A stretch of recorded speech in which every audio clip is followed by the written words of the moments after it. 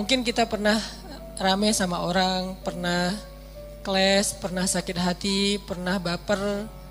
Apalagi kadang orangnya itu orang dekat kita, keluarga, pasangan, orang tua, mertua, adik kakak, sahabat, yang pasti rasanya nggak nyaman.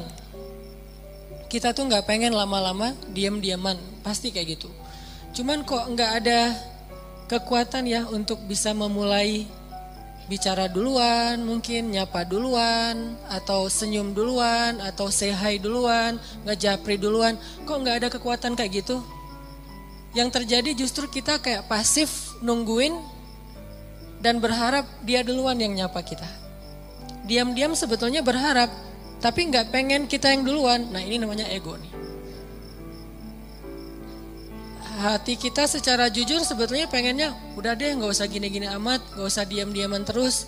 Udah deh kita mending netral lagi, biasa lagi, cair lagi. Dengan geng kita, mungkin geng kecil yang dari SD, SMP, SMA udah barengan. Terus baru pisah, nikah dia duluan, kita tinggal sendiri misalnya. Kan suka kayak gitu tuh, ada baper-bapernya, nggak pengen lama-lama. Tapi yang terjadi udah lebih seminggu, nggak ada yang duluan datang untuk menyapa. Karena dua-duanya menjaga ego. Berat rasanya untuk ngelawan ego dalam diri sendiri. Ini sering terjadi dalam kehidupan kita. Dan yang lebih fatal lagi dengan orang tua nih. Sampai kalau dengan orang tua atau dengan mertua lebih berat lagi tuh. Kadang dengan pasangan aja bisa kayak gitu. Kita berharap udahlah cair lagi, ngobrol lagi kayak kemarin. Tapi ada rasa berat pengen yang duluan. Nah, gimana cara kita bisa menjaga melawan ego kita sehingga tetap bisa menjaga silaturahim, menyambung silaturahim, berdamai dengan orang-orang yang dekat dengan kita selama ini ketika ada masalah. Ini pembahasan yang luar biasa penting, walaupun mungkin kita udah pernah baca hadis-hadisnya, pernah dengar ceramah-ceramah tentangnya. Setidaknya hari ini kita pengen refresh lagi semangat kita untuk melawan ego. Melawan ego itu dalam kehidupan kita tuh ada banyak macam, teman-teman. Pertama, melawan ego ketika kita harus mengakui kesalahan kita. Ini berat nih. Mengakui bahwa kita salah itu berat. Dan yang membuat kita sulit mengakui kesalahan kita, walaupun secara jujur di dalam hati kita nyadar kalau kita tuh salah, tapi nggak pengen ngaku, itu pasti ego. Nah, ada satu kisah yang luar biasa, kisah ketika Nabi SAW selesai perang Khaybar. Perang Khaybar itu perang paling besar antara kaum muslimin dengan orang Yahudi di Madinah. Ini paling besar. Dan bisa dibilang perang terakhir Nabi SAW.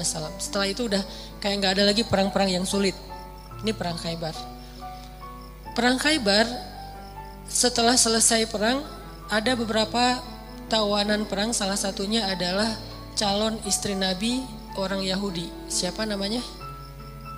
Sofia. Jadi salah satu tawanan perang Khaybar itu adalah Sofia. Suaminya terbunuh dalam perang Khaybar, saudaranya terbunuh dalam perang Khaybar, ayahnya terbunuh dalam perang Khaybar, pamannya terbunuh dalam perang Khaybar, keluarga besarnya banyak yang terbunuh dalam perang Khaybar. Dan cuman mungkin bisa dibilang dia sebatang kara yang selamat dalam perang Khaybar dan jadi tawanan kaum muslimin. Akhirnya Nabi datang ke tenda para tawanan perempuan. Nabi mencari tahu di mana Sofia karena dia anak kepala suku. Ditunjukkan oleh sahabat, masuklah Nabi dengan beberapa orang sahabat ke dalam tenda Sofia, dan Sofia waktu itu komen dalam postingan itu tuh. Kata Sofia, Muhammad adalah orang yang paling aku benci saat itu. Gimana enggak? Ayahnya dibunuh, pamannya dibunuh, saudaranya dibunuh, suaminya dibunuh. Keluarga besarnya banyak yang terbunuh dalam perang Khaybar. Sehingga kata Sofia, Muhammad adalah orang yang paling aku benci waktu itu. Jadi Nabi datang ke Sofia dalam kondisi Sofia itu lagi benci banget sama Nabi. Ngelihat wajah Nabi juga gak mau. Apalagi nge-follow. Ngelihat wajahnya aja gak mau. Kalau Nabi request mau follow, pasti di blok. Jadi benar-benar nih Sofia lagi marah berat dan lagi baper berat sama Nabi, lagi benci banget sebenci-bencinya dan lagi sedih sesedih-sedihnya. Gimana nggak sedih, kehilangan satu keluarga aja sedih, ini apalagi satu keluarga besar, termasuk orang yang paling penting dalam hidupnya, ayah dan suaminya. Apa yang dilakukan Nabi? Nabi datang minta maaf kepada Sofia. Apakah Nabi salah? Tidak. Apakah Nabi zalim kepada keluarga Sofia? Tidak sama sekali. Tapi Nabi tidak punya ego di dalam dirinya. Beliau datang meminta maaf kepada Sofia. Masuk ke tenda Sofia. Sofia, maafkan aku atas kematian ayahmu. Maafkan aku atas kematian suamimu. Maafkan aku atas kematian saudaramu, pamanmu, keluarga besarmu. Kemudian Nabi menjelaskan apa yang sebenarnya terjadi. Aku udah ngasih kesempatan buat ayahmu, tapi beliau menolak. Beliau malah menyerang kami. Beliau malah zalim kepada beberapa kaum muslimin dan seterusnya. Nabi menjelaskan, meminta maaf. Menjelaskan, meminta maaf. Menjelaskan, meminta maaf terus menerus. Sampai akhirnya luluh hati Sofia. Dan tiba-tiba Sofia menjadi jatuh hati kepada Rasulullah SAW. Lihat luar biasanya Nabi dalam meminta maaf. Bukan maaf ya udah selesai pergi. Enggak. Beliau minta maaf sampai Sofia jatuh hati pada beliau. Itu gimana caranya tuh? Orang yang tadinya benci banget jadi cinta banget. Sehingga kata Sofia, beliau terus meminta maaf dan menjelaskan. Meminta maaf dan menjelaskan. Meminta maaf dan menjelaskan. Sampai akhirnya beliau menjadi orang yang paling aku cintai di muka bumi. Ini luar biasanya akhlak Nabi SAW. Jadi Nabi itu bukan hanya bisa bikin orang yang lagi bete jadi happy. Malah orang yang jadi lagi haters banget jadi followers dan fans berat. Bukan fans lagi, loversnya jadi pencinta. Ini artinya ada pelajaran gimana melawan ego. Mengakui bahwa kita salah. Walaupun posisi Nabi sebetulnya beliau gak salah. Namanya perang pasti ada adu fisik segala macam. Lagian kalau kita baca kronologis cerita perang Khaybar, maka kita akan lihat bahwa Nabi itu udah toleran banget. Udah ngasih kesempatan banget. Udah ngasih banyak tawaran-tawaran yang gak harus perang deh. Udah kita damai aja. Tapi mereka gak mau. Akhirnya gak bisa dihindari terjadilah perang. Kalau kita baca kronologis panjangnya perang Khaybar. Tapi dalam kondisi Nabi gak bersalah, Nabi gak zolim, Nabi gak pernah mencurangi hak orang lain. Nabi masih datang kepada perempuan ini untuk meminta maaf. Gimana dengan kita yang mungkin kondisi kita nggak seperti Nabi yang suci, yang maksum. Pasti ada salahnya kita. Walaupun kadang-kadang yang pertama salah orang lain. Yang pertama salah itu mungkin teman, salah ngomong, salah sikap. Atau kadang-kadang sikapnya bukan sesuatu yang gimana, cuman diam doang. Kadang dia diam, kita baper. Akhirnya bapernya tuh berlarut-larut sampai keinget lagi yang dulu-dulu. Jadilah diakumulasi jadi rame. Emang sih dia dari dulu tuh kayak gitu, dibawa yang dulu-dulu. Padahal katanya dulu udah dimaafin. Tapi masih dibawa lagi. Nah ini artinya kalau Nabi aja yang gak bersalah datang meminta maaf duluan. Dan meminta maafnya tuh gak sekali, berjam-jam loh. Kalau kata periwayat cerita itu berjam-jam Nabi minta maaf. Sampai membuat Sofia perlahan-lahan yang tadinya gak mau ngelihat, mulai ngelihat. Yang tadinya gak mau senyum, mulai matanya agak sedikit gak mau melotot lagi gitu. Terus lama-lama Sofia mulai antusias, lama-lama Sofia tersenyum dan kemudian Sofia malah luluh hatinya, bahkan jatuh hati kepada Nabi. Bukan karena Nabi keren, kece, bukan, karena akhlaknya yang luar biasa. Baru Sofia mengakui kepada Nabi, mengatakan, beberapa malam yang lalu saya mimpi. Baru Sofia jujur, mimpi apa? Saya mimpi, dalam mimpi itu rembulan jatuh ke dalam pangkuan saya. Rembulan purnama banget jatuh ke dalam pangkuan Sofia. Lalu saya ceritakan mimpi ini kepada suami saya dipukul sama suami saya, ditampar sama suaminya. Kenapa? Karena suaminya tahu makna dari mimpi. Kata suaminya, kamu jangan macam-macam. Kamu tertarik dengan laki-laki yang di Madinah, maksudnya Muhammad. Padahal Sofia gak pernah tahu tentang Muhammad. Tapi Allah ilhamkan lewat mimpi bahwa kelak Sofia itu akan menjadi salah satu yang mendampingi hidup Nabi Muhammad SAW. Baru Sofia ngomong, kalau saya mimpi rembulan jatuh ke dalam pangkuan saya, tapi saya masih gak percaya, mana mungkin pembunuh suami saya yang akan jadi suami saya. Pembunuh ayah saya bakalan mendampingi hidup saya. Tapi ketika melihat akhlak Nabi, semuanya berubah. Dialah yang paling layak untuk saya. Ini melawan ego dengan cara meminta maaf. Dan itu gak gampang. Tapi walaupun itu gak gampang, justru karena dia sulit, balasan di sisi Allahnya luar biasa. Sehingga ada kaidah dalam fikih, al-jaza min jinsil amal. Al-jaza ala qadril masyaqqah. Balasan itu tergantung sulitnya beramal. Balasan itu tergantung sulitnya beramal. Makin sulit dalam beramal, makin besar balasan di sisi Allah Subhanahu wa taala. Jadi kalau kita ngerasa meminta maaf, mengakui kesalahan itu adalah hal yang berat, yang sulit, berarti itu ibadah yang luar biasa pahalanya. Lebih gampang mana coba saya tanya? Meminta maaf atas kesalahan kita dengan sholat sunnah qobliyah 2 rakaat. Lebih gampang sholat sunnah. Bahkan terkadang lebih gampang tahajud daripada minta maaf. Kadang-kadang lebih gampang melaksanakan tahajud. Ada orang tahajudnya rajin tapi gak pernah mau ngaku kalau dia salah. Kan berarti lebih sulit meminta maaf ya. Maka dari itu menjadi salah satu indikasi bahwa meminta maaf dalam kondisi tertentu pahalanya lebih besar daripada ibadah tahajud. Kenapa? Karena dia lebih sulit. Al-jaza'u ala qadril masyaqqah. Balasan itu tergantung tingkat kesulitan dalam beramal. Ada 2 orang yang datang ke masjid. Yang satu jarak rumahnya cuma di sebelah masjid. Yang satu lagi jauh dari masjid. Kemudian kondisinya hujan. Sehingga dia hujan-hujanan datang ke masjid dingin. Berdiri di shaf pertama di belakang imam, barengan nih. Tapi pahalanya beda, tergantung apa? Tergantung kesulitan. Yang satu dekat masjid, pahalanya pahala berjamaah. Yang kedua, jauh dari masjid, pahalanya berjamaah dan effort yang lebih. Begitu juga kita ketika kita ngerasa ada ego yang harus kita lawan. Makin berat ego yang harus kita lawan, makin besar pahala dari ibadah itu. Ini namanya meminta maaf, gak gampang. Bahkan Nabi SAW kadang meminta maaf kepada pasangannya, kepada keluarga besarnya, kepada sahabatnya kalau beliau pernah menyakiti mereka. Buktinya apa? Sebelum Nabi wafat, dalam kondisi sakit berat, Nabi itu lagi meriang, lagi gigil gitu. Tiba-tiba Nabi berdiri dalam keadaan yang gak gemetar gitu, gak kuat berdiri. Nabi berdiri di depan mimbar. Nabi mengatakan, wahai sahabat-sahabatku, wahai sahabat-sahabatku, kalau aku pernah menyakiti kalian sebelum ini, maka maafkanlah aku. Jika kalian ingin mengambil hak kalian untuk membalas, maka balaslah sekarang. Karena mungkin ini adalah pertemuan kita yang terakhir. Bayangin seorang nabi yang jasanya itu udah lebih daripada ibu ke anak kan.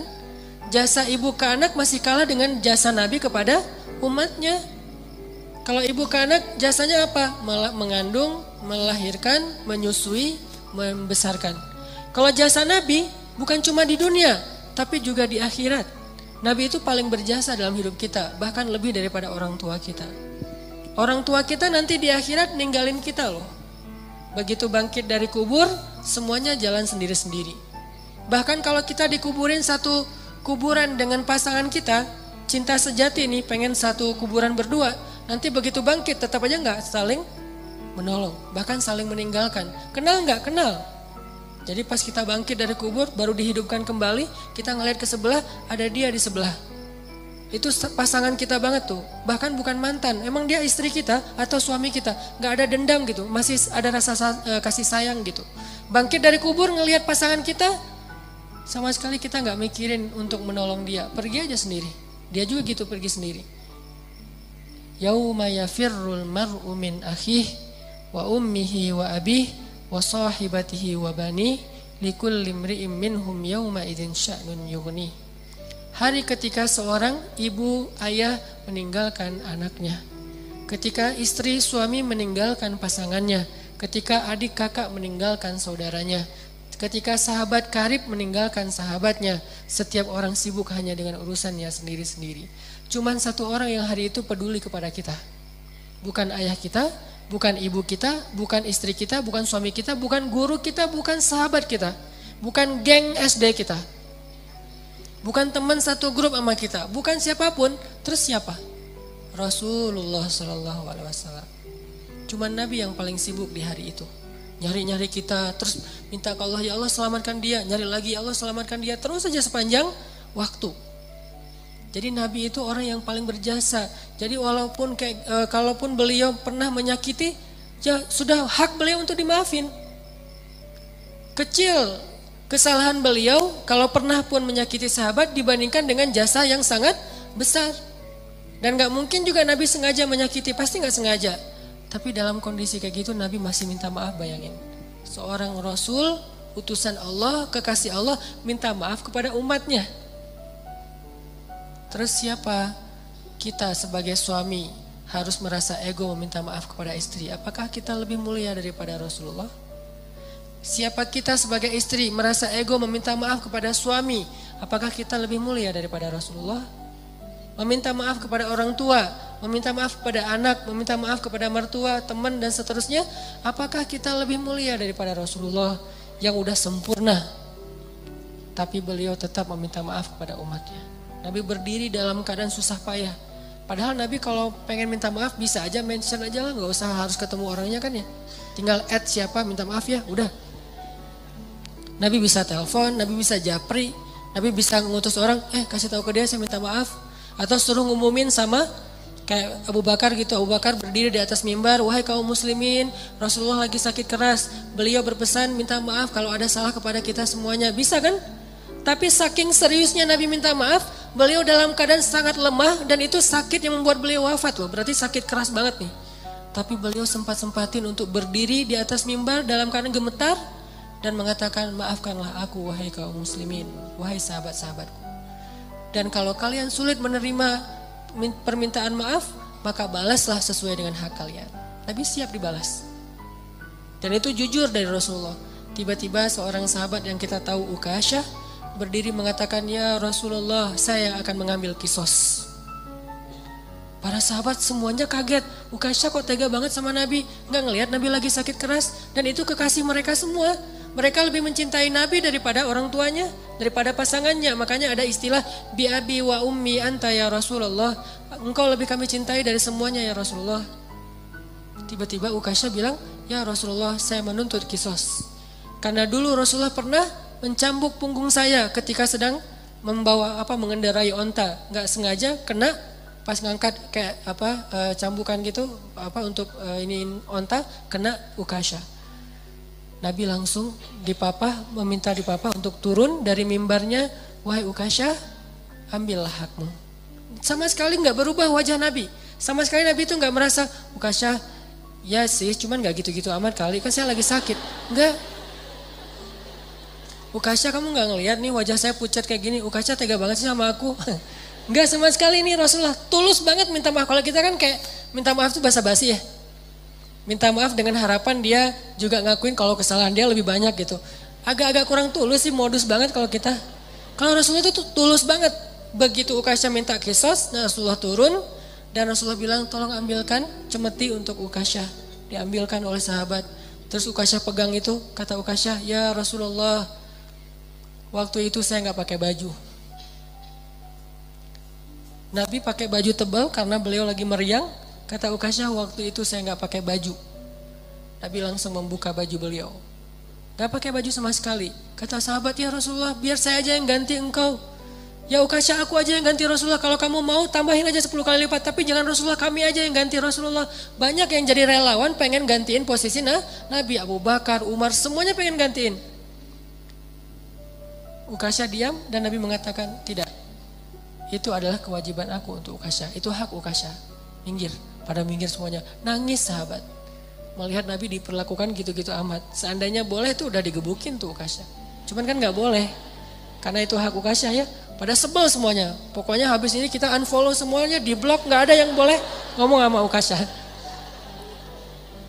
Pokoknya Ukasyah itu harus dikucilkan. Udah pada sebel semuanya sama Ukasyah. Ada yang di sebelahnya, Ukasyah apaan sih lo? Kayak gitu-gitulah. Ukasyah diam aja. Nabi membuka bajunya, nggak pakai baju sama sekali sehingga kelihatan kulit beliau yang bersih, badan beliau yang mulai kelihatan beliau lemah banget, sakit. Lalu Ukasyah mendekat, Nabi bersiap dan Nabi udah pasrah. Kenapa? Karena Nabi tidak mau zalim kepada siapapun. Langsung dibuang tuh sama Ukasyah cemetinya, langsung dipeluk oleh Ukasyah, dicium punggungnya Nabi oleh Ukasyah. Nabi kaget, Ukasyah ada apa? Ukasyah ada apa? Sahabat juga kaget, apa-apaan sih ini? Makin kaget gitu. Jangan-jangan kalau zaman sekarang mah ya. Oh ternyata Ukasyah melukin Nabi erat banget dipeluk. Terus kata Ukasyah, ya Rasulullah, masalah itu jauh-jauh hari udah saya lupakan. Saya nggak, itu mah nggak penting. Kalau Nabi mau cambukin aja lagi saya 1000 kali nggak masalah buat saya. Saya hanya pengen kali ini karena Nabi bilang pertemuan terakhir, maka untuk terakhir kalinya saya pengen menyentuh kulit Nabi Muhammad SAW. Tapi nggak usah gitu-gitu amat juga ya kali ya kalau bahasa kita mah. Ini agak-agak unik nih caranya nih. Cuman Allah alam ya kondisi waktu itu, jangan menjudge sejarah. Yang jelas Ukasyah meluk, terus Nabi mengatakan kulit yang bersentuhan dengan kulitku maka Allah haramkan dari api neraka. Yang lain pada heboh, oh yaudah ikutan, heboh gitu. Sambil meluk, sambil selfie, ada yang pengen update status gitu kalau zaman sekarang. Kan nggak lupa ya kemana-mana bawa handphone, sadar kamera banget. Lihat gimana Rasulullah SAW itu serius minta maaf. Padahal salah apa sih Nabi kepada umatnya? Kalaupun ada juga nggak sengaja, lagian jasa beliau jauh lebih besar. Tapi masih mau minta maaf. Dan minta maafnya itu bukan nunggu sembuh, bukan nunggu sehat. Dalam keadaan sakit keras juga beliau datangin orang untuk minta maaf. Artinya seandainya Ukasyah nggak ada di situ, Nabi datangin tuh rumah Ukasyah minta maaf. Bukan ditelepon, didatangin orangnya. Didatangin orangnya buat apa? Meminta maaf. Apa yang membuat Nabi begitu luar biasa bisa melawan ego beliau? Iman. Obat ego itu adalah iman. Karena beliau yakin semua yang terjadi di dunia ini nanti akan dipertanggungjawabkan nanti di akhirat. Dan di atas pertanggungjawaban itu ada satu hal lagi. Karena meminta maaf itu adalah salah satu ciri hamba yang dicintai Allah Subhanahu wa taala. Allah tuh cinta banget sama hamba yang senang meminta maaf, baik kepada Allah ataupun kepada manusia. Allah senang banget. Makanya ada istilah li'ajlika rabbi. Apa arti li'ajlika rabbi? Jadikan semua yang kita lakukan itu ini untukmu ya Allah. Kalau karena Allah agak-agak mainstream ya, bahasanya agak kurang berasa. Untukmu ya Allah. Jadi kita meminta maaf, kenapa saya harus melawan ego saya minta maaf? Ini untukmu ya Allah, saya meminta maaf. Ini untukmu ya Allah, saya memaafkan. Ini untukmu ya Allah, saya menahan amarah. Ini untukmu ya Allah, ini untukmu. Semua yang kita lakuin dalam kebaikan-kebaikan di dunia tuh, coba kita niatkan, ini untukmu ya Allah. Kalau bukan karena engkau, saya nggak akan sanggup melakukan ini. Jadi bukan untuk suami, bukan untuk teman, bukan untuk orang tua, mertua, bukan untuk orang lain, tapi untuk Allah. Coba niatkan itu. Insya Allah akan lebih ringan. Kadang-kadang yang buat kita ego dan ngerasa berat itu kan ngerasa bahwa ini untuk orang itu ya. Udah dia jahat ke saya terus saya maafin, enak banget. Kalau untuk dia kita ngerasa agak-agak kayak rugi gitu. Tapi kalau untuk Allah, ini untukmu ya Allah. Saya melakukan hal yang berat kayak gini. Niatkan untuk Allah bukan untuk orangnya. Maka insya Allah Allah akan melapangkan dada kita. Minta maaf.